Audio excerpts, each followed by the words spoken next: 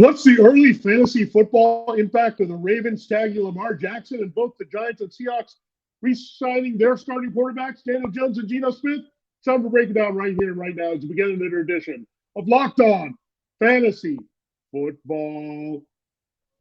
You are Locked On Fantasy, your daily NFL fantasy podcast. Part of the Locked On Podcast Network, your team every day.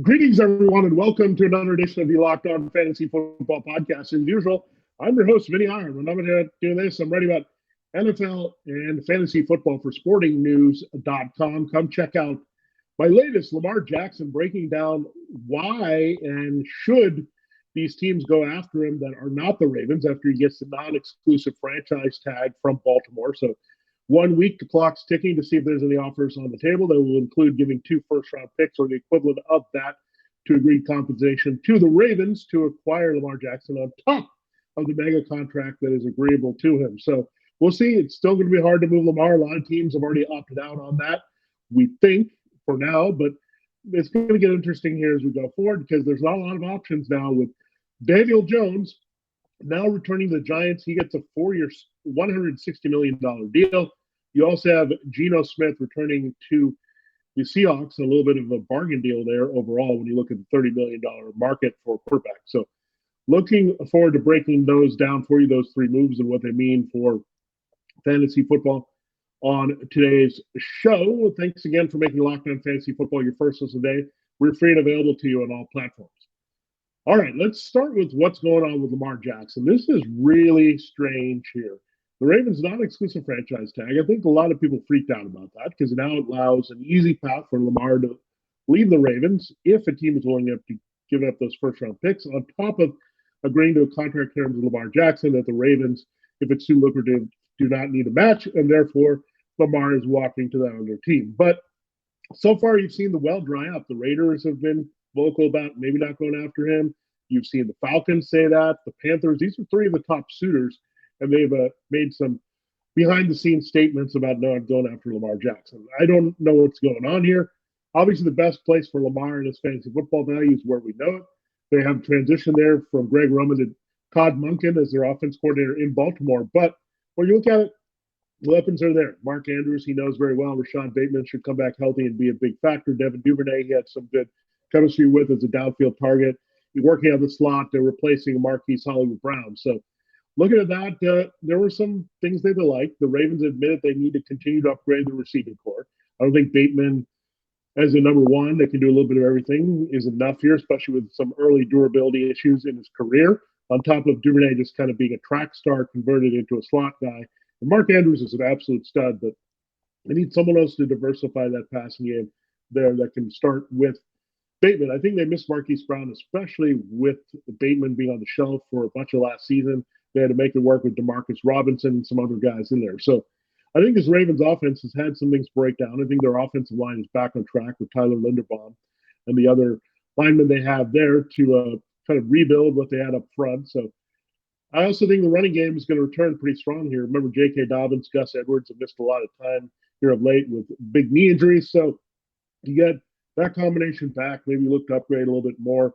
But you get a little bit more explosiveness with Dobbins in the backfield as well as a good outlet pass catcher, and then Edwards being a strong between the tackles power back. So I think, again, the best fantasy football value for Lamar Jackson is staying in Baltimore, that's for sure. Any other option, we have to explore it. We got to think about it. I think you could go to the Jets, but is it going to be more of a passing team where they reduce the running reps? We'll see about that. The Raiders are a passing team as well right now, Devontae Adams being a centerpiece there as well as Darren Waller and Hunter Renfrow. So maybe that's why these teams draft. But notably, the Colts are still there, which is important. Shane Steichen, who just worked with Jalen Hurts. So I think that is a likely destination right now. They're very quiet here.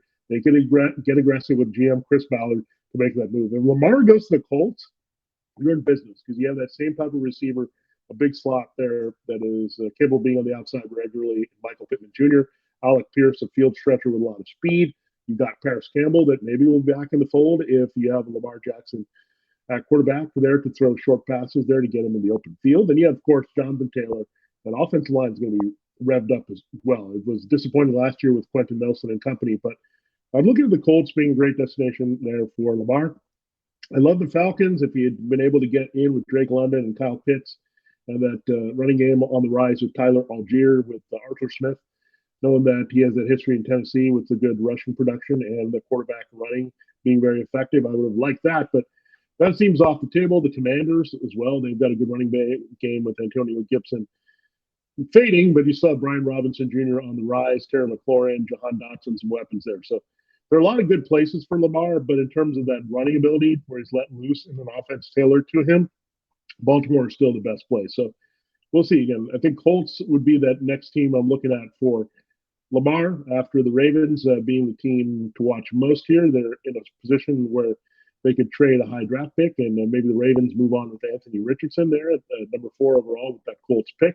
So a lot of things to watch out there. But it was very interesting to see teams such as the Falcons and Jets and Panthers and Raiders be so quick so far to dismiss this notion when I think you have to keep it open. This is their best avenue to acquire a quarterback, especially if Aaron Rodgers, A, decides to return to Green Bay and start over Jordan Love, or B, rides it off into the sunset and retires. There's one less person on the table. And we know with the re-signings here of Daniel Jones and Geno Smith, 2 more viable options, as well as Derek Carr. We broke down Carr to the Saints. So this quarterback carousel is being put together pretty quickly by these teams. And Lamar, again, it could spin back to Lamar having to agree with a maybe 1-year prove-it deal with the Ravens on this franchise tag, and then go for the bigger money, get that all guaranteed money at 32.6, the boost there that'll come later, and just take that and play the Lamar Jackson game the way that Kirk Cousins did, and to keep boosting his value that way. So there's an option. I get it. By being concerned about the injury, the durability is something on both sides. Where Lamar wants to take care of it, long-term guaranteed money. The Ravens want to be wary of giving him that long-term guaranteed money. So a lot to still be played out with this drama, but would now not surprise me if the suitors are kind of falling by the wayside. No one wants to pay him that big-time money and give up the draft picks, that he returns to the Ravens and they work it out. That they can go happy forward and get more out of their passing game as well as their top flight running game to see Lamar Jackson more round into that 2019 MVP form. All right, there you have it. There's a breakdown of the reaction to Lamar Jackson getting franchise tagged with a non-exclusive tender here by the Ravens. We'll break down the 2 other big quarterback moves that weren't Derek Carr signing the Saints. If you missed our Carr breakdown, the impact of his fantasy value moving to New Orleans, as well as all the skill position players, that show is up right now. Okay, we'll break down Daniel Jones and Geno Smith returning to their respective teams, the Giants and Seahawks, in our final 2 segments here on Locked On Fantasy Football.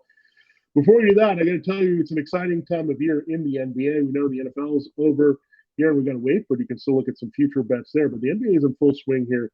Beyond the midway point of the season, down the stretch, we're seeing Kevin Durant and Giannis and LeBron and all these guys trying to prep their team for the stretch run. A lot of great action on its way from the NBA as we work toward the playoffs. So don't forget about the NHL. Of course, MLB starting soon with spring training transitioning to regular season games. So take advantage of that to get a no-sweat first bet up to $1,000 only at FanDuel. That's bonus bets back if your first bet doesn't win. That's at FanDuel Sportsbook. So no sweat there for sure. There's everything that you can look at with the FanDuel Sportsbook app. You can also count on it being safe, secure, and super easy to use. So bonus bets back up to $1,000 there if your first bet doesn't win. You can bet on everything from the money line to point scores to threes drained for the NBA. So exciting stuff to have. Still a very strong season there in play without the NFL. Plus FanDuel lets you even combine your bets for a chance at a bigger payout with the same game parlay. I like to play a lot of those for sure to get those bigger payouts. So don't miss the chance to get your no-sweat first bet up to $1,000 in bonus bets when you go to FanDuel.com/lockedon. That's FanDuel.com/lockedon to learn more. Make every moment more with FanDuel, an official sports betting partner of the NBA, as well as NFL and the Locked On Network. All right, it is time to continue the show, and we'll break down what we have with the other situations here of note and news that came out Tuesday. Daniel Jones has agreed to a 4-year, $160 million contract. Yes, that's not a misprint. He's getting an average of $40 million a season. That was the going rate. Some people said it was going to be even more here. So Very interesting that the Giants went all in on Daniel Jones. I get he had a nice breakout season despite not having a lot of help there in that Giants offense. The receiving core was quite a mess. Didn't have any reliability at wide receiver or tight end. Relied a lot on Saquon Barkley. Relied a lot on his legs here to make plays. And again, the astronomical numbers weren't there, what we associate with fantasy. But I think that upside really is there because he's got a running floor that can make those plays. Now, really, it comes down to the Giants. They got Saquon Barkley back, so that's another reason why they had to agree to this deal. Get some cap relief, set things up here for Daniel Jones. At the going rate of the quarterbacks, as it gets exponentially better, you got to get that deal when you can. So for them, 40 for 160 is not bad, especially when they could also tag Saquon Barkley at that $10 million guaranteed contract on a one-year tender. So allow them to keep Jones and Barkley here. So that duo is going to be intact. Now, who gives them the most help? We know Isaiah Hodgins is still in the mix there, but who else is there? Darius Slayton is a free agent. Sterling Shepard is a free agent. They're probably going to say goodbye to Kenny Galladay. They traded Kadarius Toney last year, so they'll wait for Wan'Dale Robinson to return healthy to be kind of a complementary player that can work the slot. But Giants are in desperate need of a number one. Do they look at Kayshon Boutte in the second round? Could they look at a receiver in the first round if Jackson Smith and Najigba or Quentin Johnson falls to them there? Do they look in the second round again, potentially for Jalen Hyatt out of Tennessee, a big playmaker there, Rashee Rice from SMU? So there are a lot of options for the Giants to draft a true number one receiver to help Daniel Jones. That would be big time help. Now, their offensive line has been better, we know, of late with Andrew Thomas and Evan Neal and the investments up front. So Giants are on the right track, kept the coaching staff intact with Brian Dable, their offensive-minded head coach, going into year two, the NFL Coach of the Year after being the Bills' offensive coordinator. You have Mike Kafka. He was looking at the Cardinals' job, but he ends up staying as Daniel Jones' offensive coordinator. So a lot of stability there for the first time in a while in New York. Some weapons on their way, some good spending money there for the Giants. So they expect Daniel Jones to be better because they expect to improve the offensive skill situation around Daniel Jones. So I'm looking forward to it. I think Daniel Jones is definitely on the QB1 radar. That's where he finished last year. It was a surprise there, good value.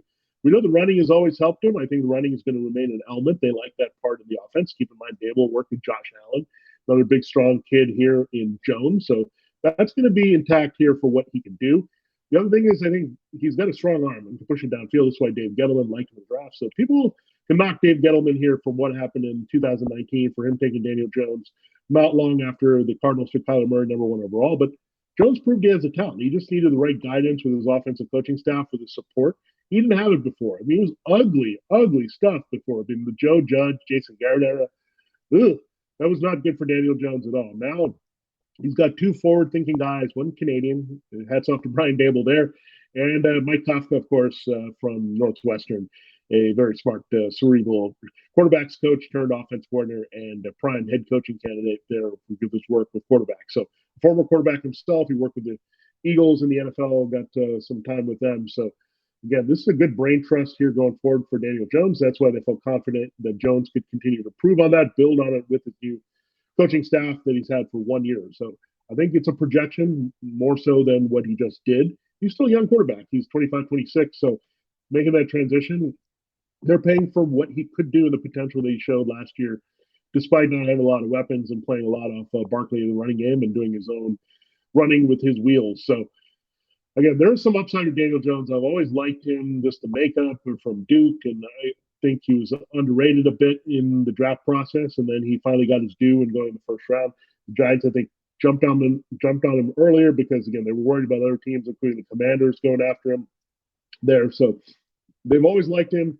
The new coaching staff likes him. Daniel Jones has proved that. So I think there's a big upside here. So Jones, I'm going to really target a lot.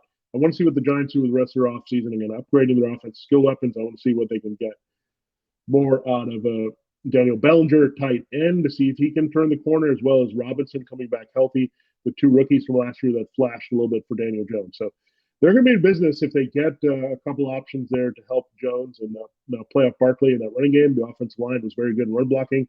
I think they can get better pass protection. So I'm excited about the Giants' offensive possibilities overall, with Jones being intact here, especially with some stability there and the right kind of support. So watch out for this Giants offense being a little bit more explosive. They're coming off a confident playoff win on the road against the Vikings. It didn't quite work out in that rematch with the Eagles from the regular season, their series. So I think the Giants, just like the Eagles last year, may have learned it as a bottom wild card and only going to get better here. Jones, definitely with the athleticism, the arm, has all the talent in the world with the improved support to really put up big numbers and be pleasing in fantasy as well as reality here to help the Giants win a little bit bigger in this division behind the Eagles and Cowboys.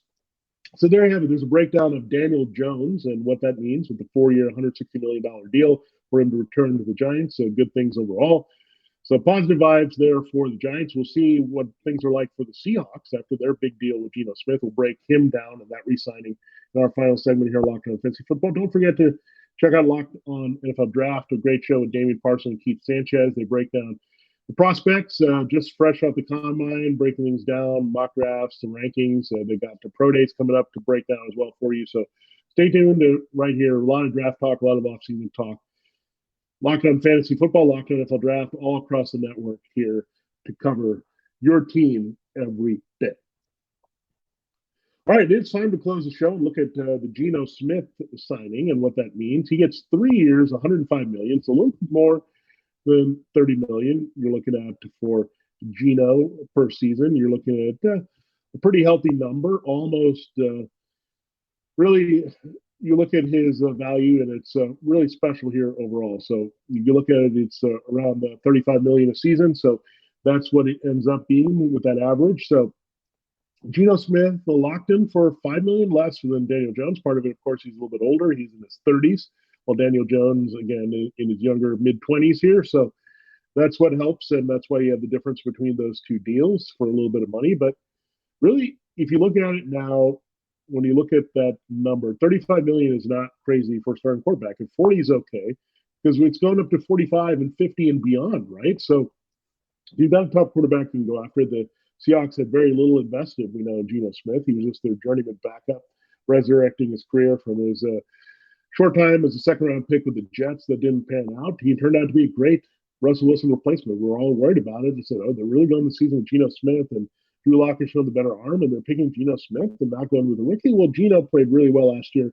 He set a franchise record for passing yards, which was crazy, given Russell Wilson and some of the numbers he had put up. But they were more of a passing team last year. Geno was very comfortable. He was very steady, had multiple touchdowns in a lot of games, took advantage of his key weapons here, DK Metcalf and Tyler Lockett. So really loved the way that Geno Smith operated the offense for Shane Waldron. He didn't try to do too much. He ran at times to give himself a little bit more value. So I think the Seahawks were just a little bit afraid, okay, do we turn this over to a rookie? Or, look, we can win now. And that's what you have to look at. The Seahawks have 2 first-round picks. So they really aced their draft last year between Kenneth Walker, their offensive tackles there, Charles Cross and Abraham Lucas, and defensively with Tariq Woolen. They really crushed the draft last year. So if they do well with 2 first-rounders this year with Pete Carroll and Jadon Schneider, that seems like a relative bargain contract to give Geno Smith $35 million a year, because now you still have enough money to upgrade elsewhere, but you have a relatively young team. So it's really balancing out how much you pay your quarterback and how much support you're going to get from the other positions with youth and lesser contracts, or you get that quarterback in a rookie deal and load up with veterans of the other. So the Seahawks are taking the route of, okay, we're close here. We were a good playoff team with Geno Smith. We can go upgrade different parts of our team in the draft. We don't want to part ways with that key draft capital, either with an aggressive trade up for a quarterback and give up both first rounders, or just use one of the first rounders on a quarterback. So the Seahawks are in real good business here. This is going to keep the status quo of Kenneth Walker. I think he has a big year, staying healthy. Without Rashad Penny in the mix this year, Penny is a free agent. So Walker should see close to a feature role here, and he can handle it going back to Michigan State. I think you can look at the Seahawks adding another weapon here. Their tight end question mark is there with Will Dissly coming off an injury. I know they have Colby Parkinson, Noah Fant that they got from the Broncos deal, but I think there could be a little bit of transition there and get a little bit more help behind Fant. But I think Fant also started to feel of Geno Smith late last year. I mean, you look elsewhere, it's pretty darn good here with the Seahawks offense. Again, those 2 young offensive tackles going to year 2, pretty good interior line, good run blocking, good protection. So Geno Smith, another surprise QB1, pretty solid last year with his production, and now he stays in this offense. So continuity, very important for Jones, very important for Smith as well. And again, I think relative to what they could do elsewhere with the draft capital and free agent spending, I think the Giants and Seahawks went through similar exercises in their heads. They look, this is not crazy to pay this much to a quarterback who we think we can win with. What's the alternative? Scrambling to find another one. We didn't want to give up a lot of our first round potential here or go too crazy with the quarterback elsewhere. That's why I think they're both out on Lamar Jackson, because they had to pay a little bit more there. So they instead went with having the more manageable QB1 contracts there for Jones and Smith. So we're looking forward to seeing what Geno Smith can do here in year 2 of starting. I think he's absorbed this offense pretty well, which is great, where he already had that exposure while Wilson was still there as the backup. So he's just applied that better, more confident using his legs, can spread the ball well with his arm now. There's very good weapons across the board. I think you can see the Seahawks again adding that special third receiver in the draft with one of those picks to help Smith even more here. And then your business with Fant, Metcalf, and Lockett and the rest there to help this team. So really excited about Geno can do, and he should remain status quo. A lot of non-changes here that I expect from the Seahawks offense. So there you have it. There's a breakdown of the 3 moves of note there from the late Monday, Tuesday cycle of news for quarterbacks beyond Derek Carr signing the Saints. So it's Lamar Jackson tagged with a non-exclusive designation by the Ravens. Daniel Jones re-signed 4 years, $160 million by the Giants, and 3 years, $105 million for Geno Smith and the Seahawks. So really good situations with the Giants and Seahawks. We'll see, however, the Ravens things plays out with Jackson here going forward. Thanks again for making Locked On Fantasy Football your first listen every day. We'll continue to break down the big off-season storylines with our next episode. Things just keep happening. So we'll break down advanced scouting here for 2023 season. Now make your second listen Locked On NFL Draft. David Parson and Keith Sanchez, as I mentioned, the hosts provide in-depth coverage of the biggest NFL draft prospects with deep dives into sleepers and hidden gems that can change your favorite NFL franchise. Find Locked On NFL Draft wherever you get your podcast, and of course on YouTube, just like you'll find Locked On Fantasy Football. Also part of the Locked On Podcast Network, your team every day. For Locked On Fantasy Football, this has been Vinnie Iyer. Have a great rest of your Wednesday, and we'll check you out there with more off-season advanced scouting for your Locked On Fantasy Football on the next show.